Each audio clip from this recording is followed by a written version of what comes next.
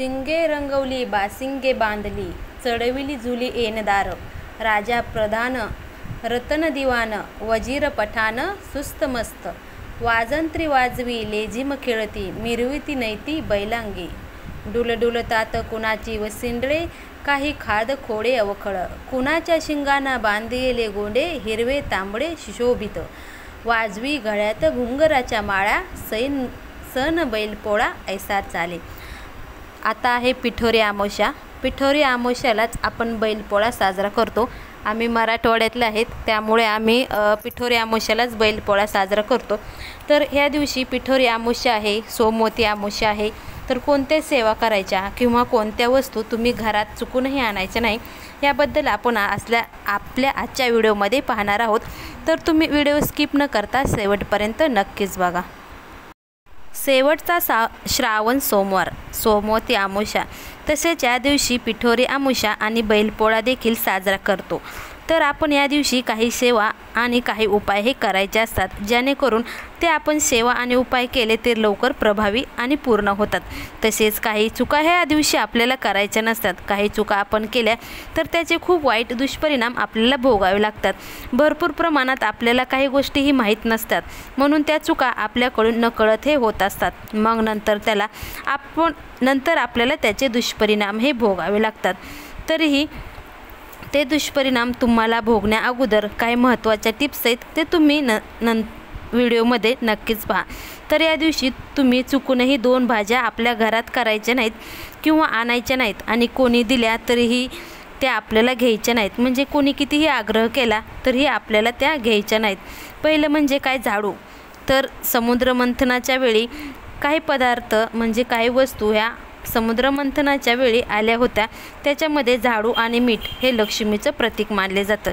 तर झाडू या दिवशी आपल्याला चुकूनही घरी आणायचा नाही. तुम्हाला जर नवीन झाडूची पूजा करायची असेल तर तुम्ही अगोदरच्या दिवशी झाडू हे आणू शकता.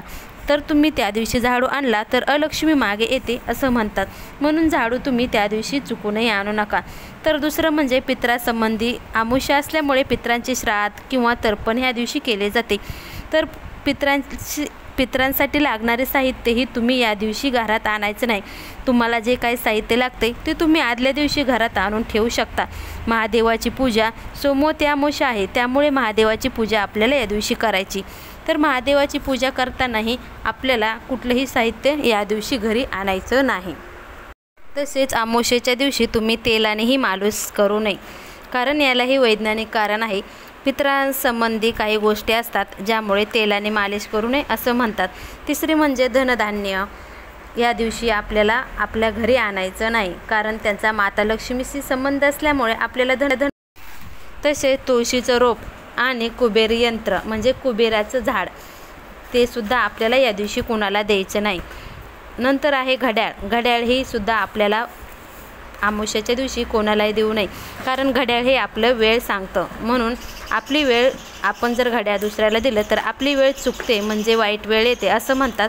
त्यामुळे तुम्ही चुकूनही घड्याळ कोणाला द्यायचं नाही. दुसरं म्हणजे दूध, दही या ज्या वस्तू आहेत, पांढऱ्या सफेद रंगाच्या ज्या वस्तू आहेत ते तुम्ही अमावस्या दिवशी कोणालाही देऊ नका. नंतर म्हणजे काय, अमावस्येच्या दिवशी तुम्हाला स्वामी केंद्रात जे काही उपाय सांगितले असतात ते तुम्ही नक्कीच करा. अमावस्येच्या दिवशी तुम्ही तुमच्या घराची साफसफाई करा.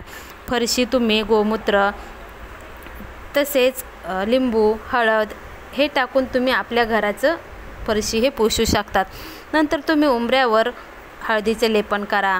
दुपारी 12 वाजता तुम्ही कावळ्यासाठी, म्हणजे कावळा हा पितरांसाठी असतो, म्हणून पितरांसाठी तुम्ही दुपारी कावळ्याला भात ठेवायला विसरू नका. तुम्ही जरी दुपारी 12 वाजता कावळ्याला भात ठेवला तरीही चांगलंच आहे.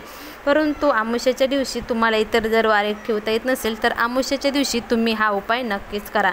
त्याने काय होईल, तुम्हाला पितरांचा आशीर्वाद लागेल. तसेच अमावस्येच्या दिवशी तुम्ही परान्न कधीही घेऊ नका, कारण अमावस्येच्या दिवशी तुम्ही परान्न घेतले तर असं म्हणतात की त्या व्यक्तीचा जो दोष आहे तो आपल्या घरात येतो, म्हणजे त्याचा दोष आपल्याला लागतो. त्यामुळे तुम्ही अमावस्येच्या दिवशी परान्न शक्यतो टाळा. आणि जर खायचंच झालं तर काहीतरी म्हणजे दान त्याला नक्की करा. त्याचं फुकट कधीही खाऊ नका. त्याला 1 रुपया 2 रुपये काही ज्या वस्तूची किंमत आहे ती तुम्ही त्याला देऊन टाका. परंतु अमावस्येच्या दिवशी तुम्ही शक्यतो इतर परांना घेऊच नका. तर हे काय झाल्या अमावस्येच्या सेवा, त्या सेवा तुम्ही नक्कीच करा.